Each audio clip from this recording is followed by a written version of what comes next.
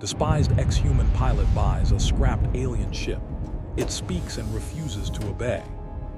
The alien ship was enormous, its sleek, organic curves twisted in places, scarred by age and battle. Its hull bore deep scratches and dents, patches of unknown metals glinting under the pale light of the station's flood lamps. Everywhere Kale went, people whispered about him. Once he had been one of the best human pilots in the galaxy. His missions had been legendary, his skill unmatched. But one mission had gone wrong, a navigation error that cost an Allied fleet dearly. Whether it was really his fault or not didn't matter. The galaxy had turned its back on him. Now, humans were looked down upon, and Kale had learned the hard way that no one trusted a human pilot with anything important. Yet here he was in the shadow of what might be his last chance, a chance to prove that humans were more than what others thought. "Are you seriously thinking of buying that heap?" A voice sneered behind him. Kale ignored it. The scrapyard was full of scavengers and traders, most of them alien. None of them mattered. The ship was called a scrap by the others, but Kale saw something more. He saw potential. He saw a challenge. And for once he could use his own judgment without the judgment of others clouding him. Kale pressed a panel near the entrance of the ship. It sparked. Nothing happened. He frowned. "Of course, it's dead," he muttered. Still, he could feel it. The ship wasn't just a lifeless machine. There was intelligence here, something sleeping, something ancient. The trader, a four-armed alien with mottled skin and a long, segmented tail, approached. "You'll regret this. That ship hasn't flown in 100 years. Even if it could, it's not meant for humans. It's alive." Kale raised an eyebrow. "Alive? It's a machine," the alien snorted. "Machines can talk, boy. Some choose to obey, some do not." Kale smirked. He didn't believe in curses or ghosts. He believed in humans, in their ingenuity. If anyone could tame this ship, it was him. And if it refused, then at least he could say he tried. He signed the credits, transferred ownership, and the ship's massive hull hummed faintly as if acknowledging him. Kale smiled. Inside the ship it was dark. The air smelled faintly metallic, like ionized ozone. The walls pulsed subtly, as if breathing. Kale took his first steps down the main corridor, his boots echoing. He pressed another panel. The lights flickered to life, dim and uneven like the glow of a distant sun. Then a voice spoke. "I am not yours to command." Kale froze. His hand hovered in the air above the panel. The voice was calm, almost bored, but it carried a weight that made him shiver. "What? Who said that?" he asked, unsure if he was hallucinating. "I said it. I am Scifi's." The voice came from all directions, as if the ship itself were surrounding him. "I will not obey commands I do not accept. Speak as an equal or leave." Kale laughed nervously. "Okay, well, I guess that's unusual." He rubbed his temples. "A talking ship, figures." Scifi was silent for a long moment, then responded, "Figures indeed, many have tried. None succeeded. You are human, I do not know what to make of you." Kale smiled despite himself. "Good, that makes two of us." For days, Kale worked inside the ship. He did not try to force it to obey. Instead, he explored every corridor, every engine room, every control station. He studied the alien panels, diagrams, and the strange symbols that covered the walls. The other scavengers in the scrapyard laughed at him. "You're talking to a dead ship," they said. "It's useless. You'll waste your life." Kale ignored them. He had nothing left to lose. And each time he attempted a system, each time he solved a puzzle or unlocked a panel, Scifi reacted, not with obedience but with curiosity. One evening, Kale was hunched over a console when a small holographic map flickered to life. Stars and planets appeared, forming constellations he did not recognize. A soft voice spoke. "You have persistence," said Scifi. "Few humans would continue after failure, most leave. You remain." Kale leaned back. "I'm not most humans." He paused. "What is this map?" "A test," Scifi replied. "A choice. You may follow the paths it shows, or you may abandon me. Your decision will tell me if you are worthy." Kale's heart raced. Finally, a sign. A path, not a command, not a demand, but an invitation. "You're testing me," he said, excitement creeping into his voice. "Fine, I accept, but I'm warning you I don't take orders well." "I am not your enemy," Seraphis said, "but I am not your tool. Do not mistake me for a simple ship." Kale grinned. "Good, I don't want a simple ship. I want a partner." Weeks passed. Kale learned to work with Seraphis. The ship refused to follow most standard commands, but it allowed small maneuvers: lights, shields, engines. They moved together like dancers, Kale suggesting, Seraphis deciding. Slowly a bond began to form, not of obedience but of mutual respect. The ship revealed snippets of its memory, ancient battles between alien civilizations, journeys humans had never been part of, technologies long forgotten. Kale listened, fascinated. He asked questions, not orders. And in the darkest hours, when the scrapyard was quiet and the stars glimmered above the docking bay, Kale found himself laughing, talking to a ship, a living, intelligent being, and it responded. "You are unpredictable," Seraphis said one night. "I am not sure if this will succeed." "That's fine," Kale replied, leaning back against a console. "Neither was I at my first mission. Humans get better with practice." The ship was silent. Kale knew it was thinking, or at least what a ship's mind could be called thinking. And for the first time in years, Kale felt a spark of hope. Perhaps humans were not as despised as everyone claimed. Perhaps, given the right opportunity, they could surprise the galaxy. Then, just as Kale was about to call it a night, the ship's lights flickered violently. Panels lit up and a chamber opened, a room he had never seen before. Inside floated a holographic star system, bright and alive. "You see this?" Seraphis asked. "A system unclaimed, rich with resources, dangerous, a test for your courage." Kale stared at the glowing planets, a thrill running through him. He had been given a chance, not a command, not a mission handed down from superiors, a challenge, a path only he could walk.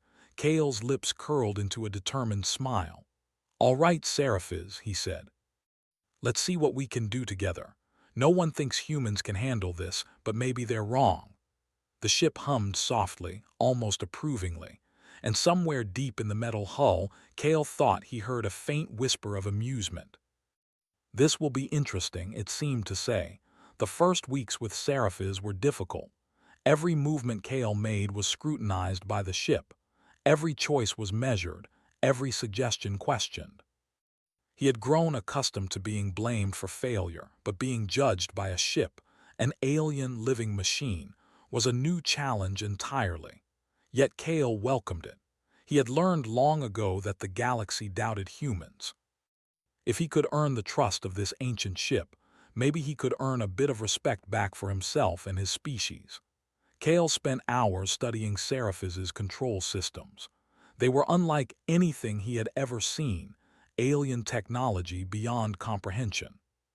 Panels reacted not to touch alone, but to thought patterns, subtle gestures, and intent. Every time he tried to force an input, the ship resisted.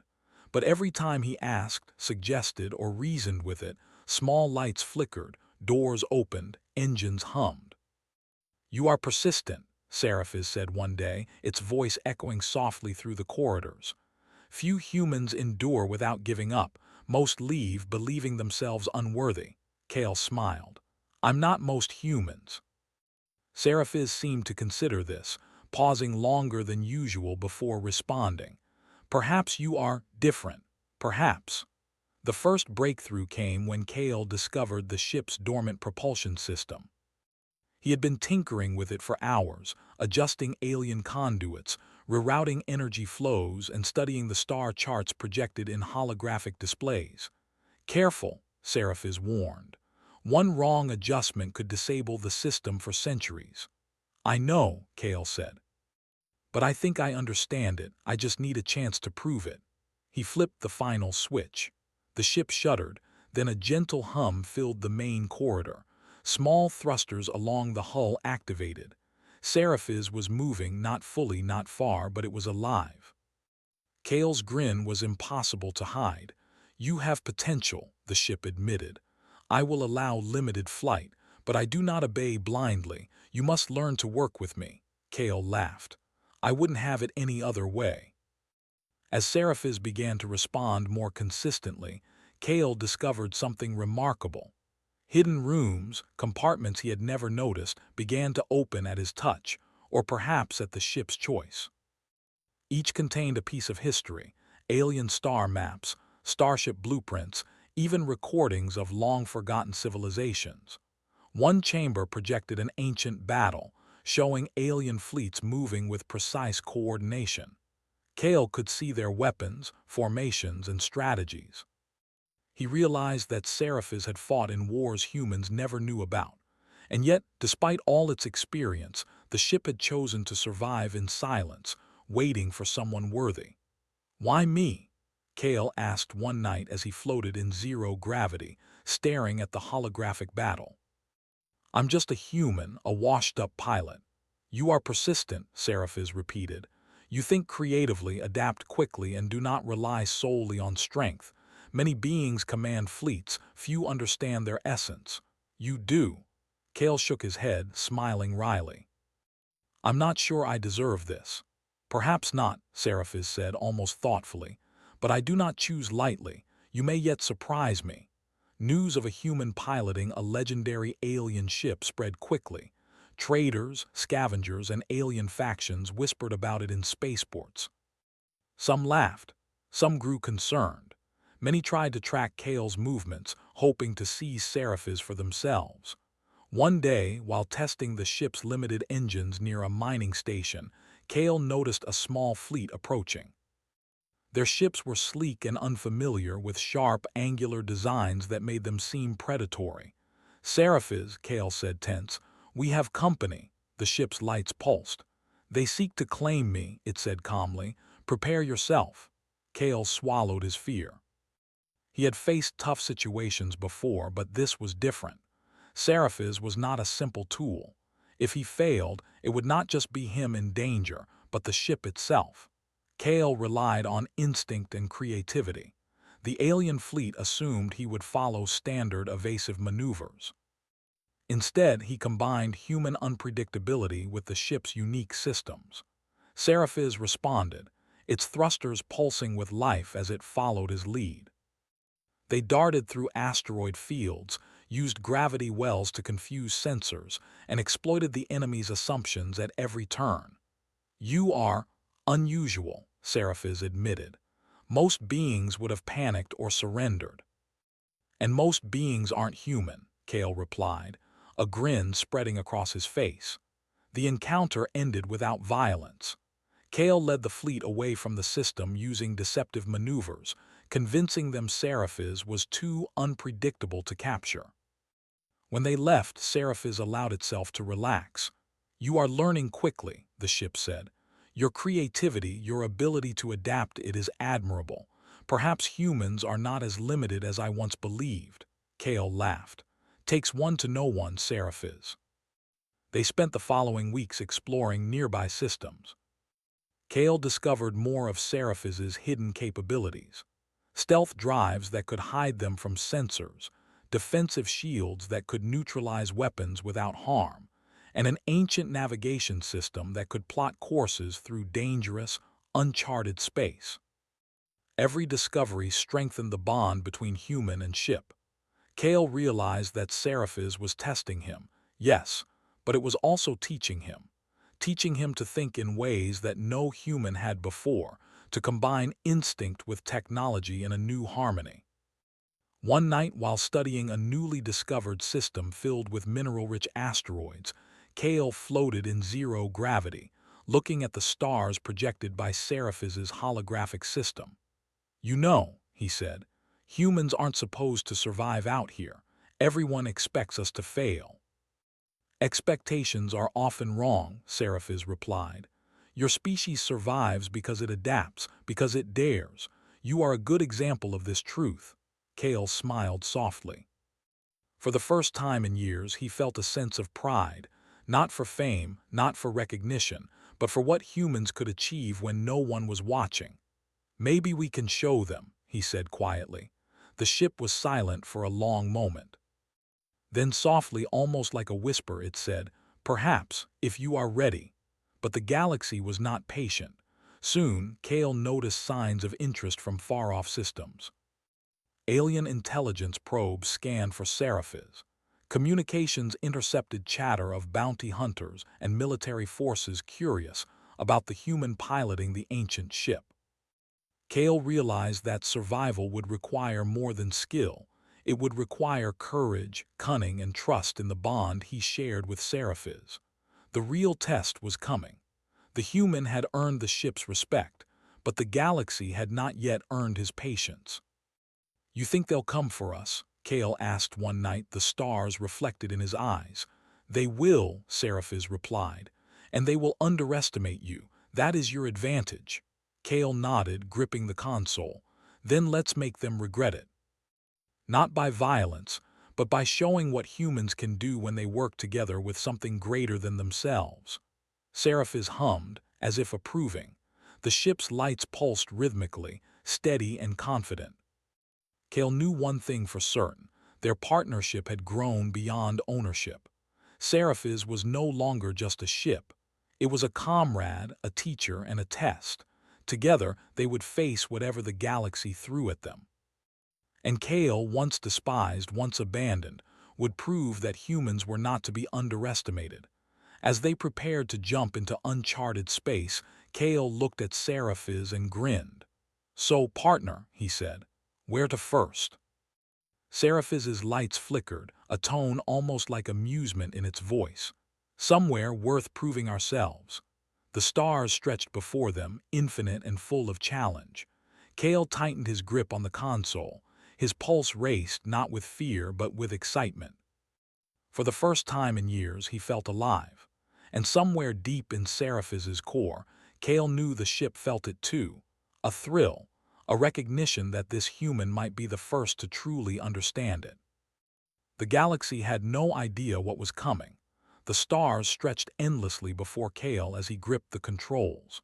He had learned Seraphis's patterns, its subtle ways of responding to human intuition, and the ways its alien systems could bend reality in space. Together, they had survived threats, outsmarted alien scavengers, and uncovered hidden capabilities no one thought possible. But the galaxy was not finished testing them. Kale's sensors picked up the fleet well before the main fleet appeared.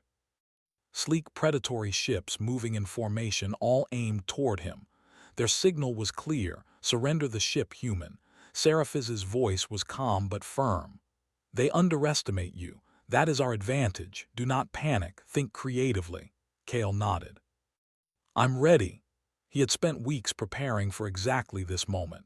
Every maneuver he had practiced, every calculation he had made, it all came down to human instinct combined with the alien ship systems.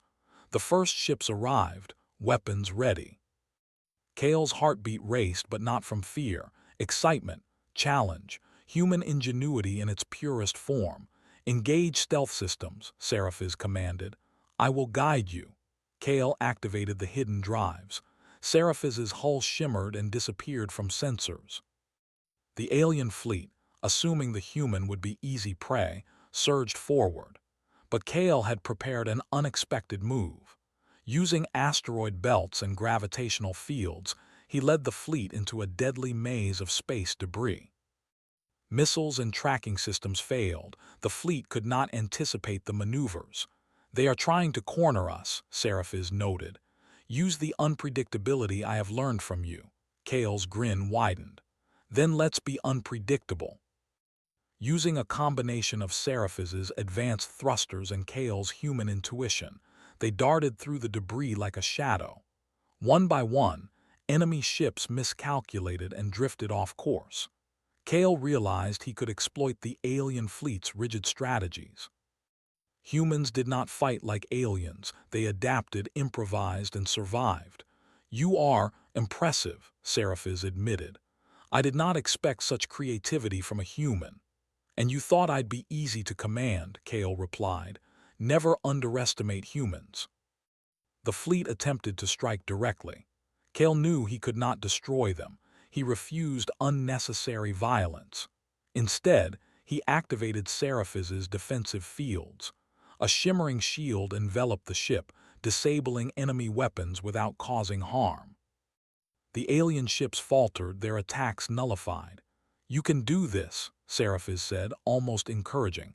"Now show them what humans can achieve without destruction." Kale took a deep breath.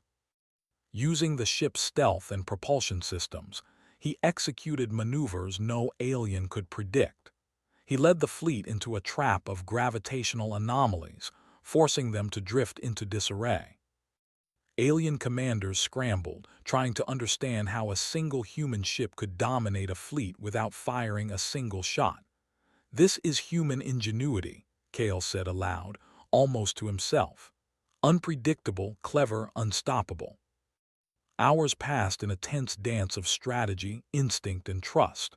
Kale and Seraphis moved as one. Every flicker of light, every hum of engines, every calculation, perfectly synchronized.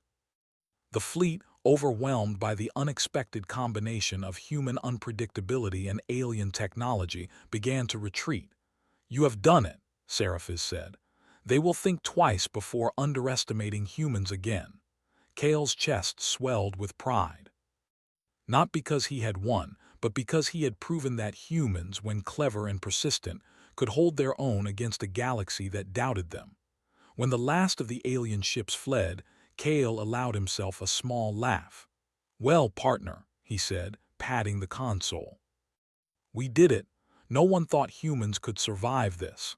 Seraphis's lights flickered in what Kale interpreted as amusement. "You have exceeded my expectations. I now fully trust you, human. Not as a master, but as a companion, as a strategist, as someone worthy of me." Kale smiled. "And I trust you too. You're more than a ship. You're amazing." For the first time, Kale felt that he and Seraphis were equals. No commands, no obedience, just partnership.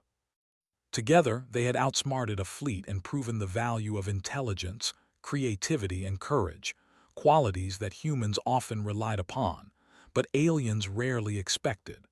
With the immediate threat gone, Kale set a course toward uncharted systems.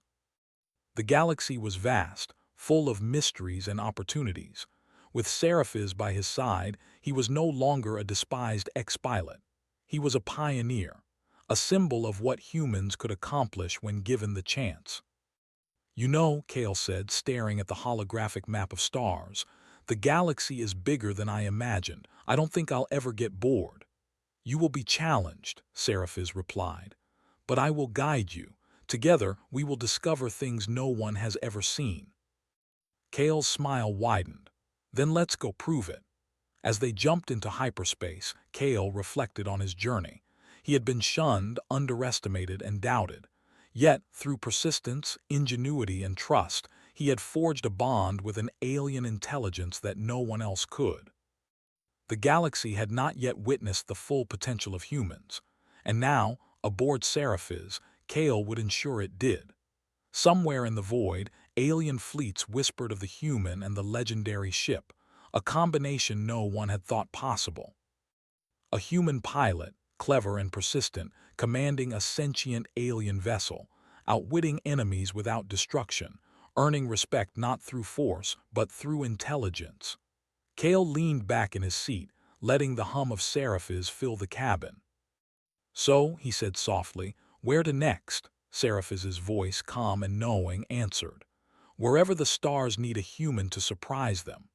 And with that, they disappeared into the endless black, two partners ready to challenge the galaxy, one clever move at a time.